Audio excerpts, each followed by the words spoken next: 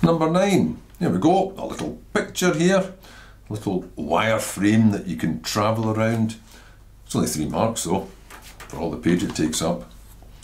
You're given these 3 vectors in this diagram, and what does it say?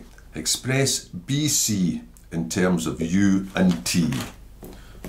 Well, how would you get from B to C if you're not allowed to actually go down it? You'd have to go via A. It's only 1 mark, you probably don't need to state this, but I will. You go from B to A, and then you go from A to C. Now going from B to A is against t, so it's negative t plus u.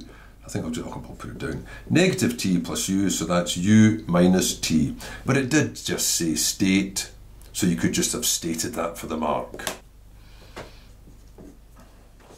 In B, M is the midpoint of BC. Express MD in terms of all 3 of them now. How do you get from M to D, only travelling along these lines? Well, you've got 2 routes. You can either go up to B and then go there, or go down to C and then go there. I'll go down to C. I'll just put it down first of all. So it's M to C, C to A, and then finally A to D. Well, M to C was, you already found that in the first part. Going from B to C was this, so that's half of that. So it'll be a half of u minus t. Then going from C to A, that's against u, so that'll be minus a u. Going from A to D, that's with v. But tidy it all up. Looks like everything's going to be negative apart from that v, so that'll go at the front.